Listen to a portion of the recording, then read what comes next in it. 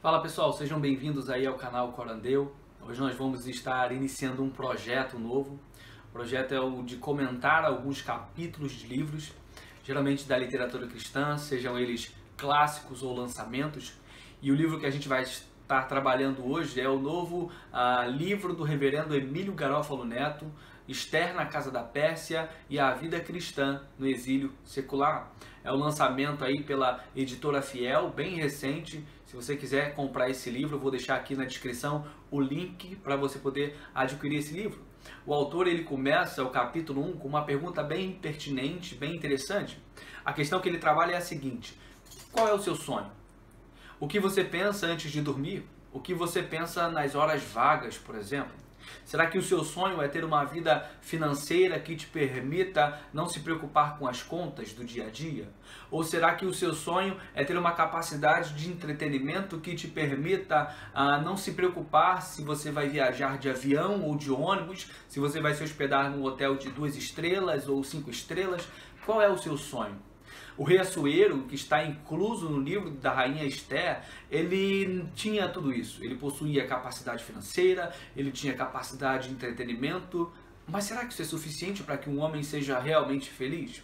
Será que possuir essas coisas é realmente suficiente para que o homem se sinta completo? É isso que a gente vai tentar descobrir ao longo de todo esse livro. Mas interessante é que o contexto do livro de Esther é algo digno de nota.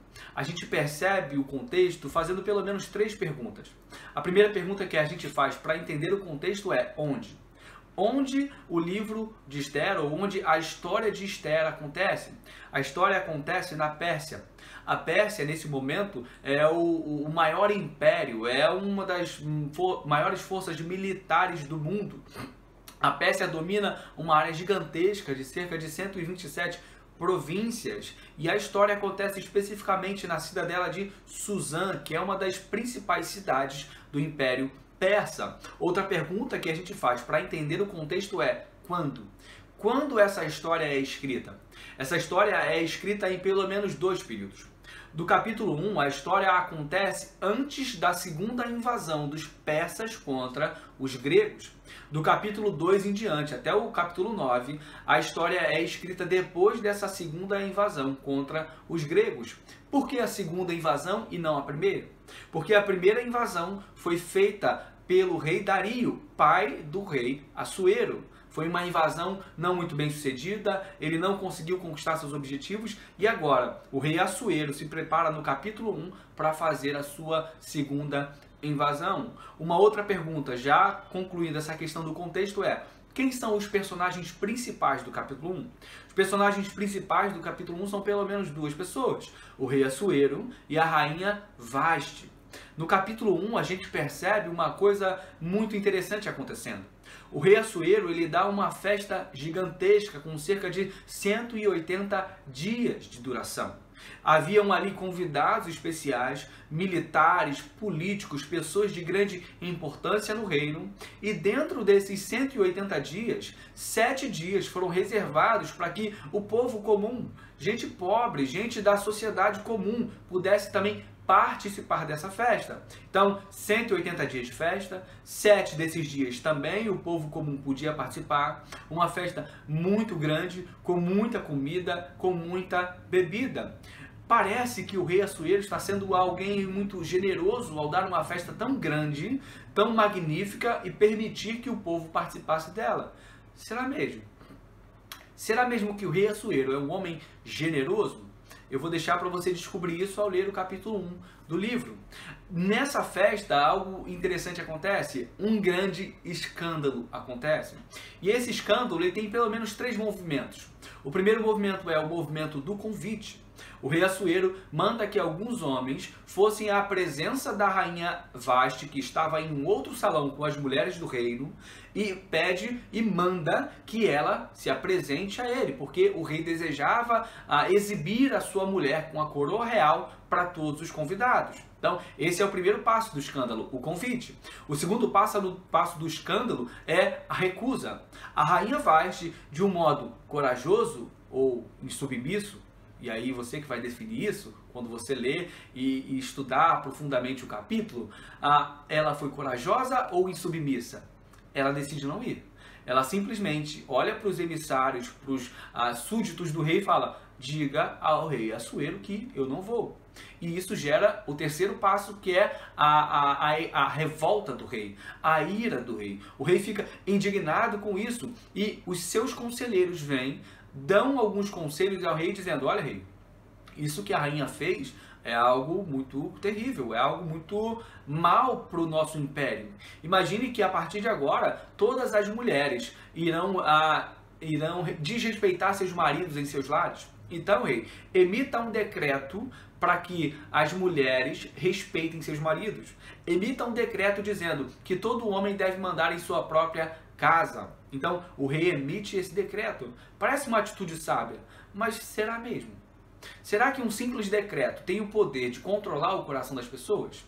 Uma coisa interessante, e aí já entra na questão das ironias que o texto traz, é a seguinte: se o rei, sendo o rei, não conseguiu ser obedecido pela rainha, quem garante que um simples decreto fará com que as mulheres em suas casas obedeçam a seus maridos? O rei parece ter essa mania de querer controlar as pessoas por meio de decretos. Mas será que isso é suficiente? Será que as pessoas realmente podem ser controladas por meio de decretos? Eu acredito que não. Tanto é que a rainha não se submeteu ao convite do rei. Uma outra ironia que o autor traz para a gente é a seguinte: o rei Assuero, ele domina sobre 127 províncias, mas ele não tem domínio sobre o coração de sua esposa. Ele manda em muita gente, mas não manda na sua própria esposa. Ele é admirado por muita gente, mas não é admirado pela sua própria esposa. A gente percebe no autor, o reverendo Emílio Garofalo, que ele traz essas ironias de uma forma muito interessante. E quando você lê o livro, você vai perceber isso. Um outro ponto interessante e digno de nota é que depois que a rainha Vasti se recusa a estar na presença do rei, ele a expulsa e diz que ela jamais poderá entrar na presença do rei novamente. Ou seja, um outro decreto sem sentido. Porque se ela já recusou estar na presença do rei, esse decreto dela não poder entrar novamente na presença do rei parece não fazer muito sentido, porque era algo que ela já não desejava. Ela já não queria estar na presença do rei. Então, parece que esse rei, ele governa por meio de decretos. E nem sempre são decretos inteligentes, nem sempre são bons decretos, né? Essas são as ironias do texto. E qual é a conclusão que a gente chega? A primeira conclusão que a gente chega é a seguinte: homens poderosos também têm pés de barro.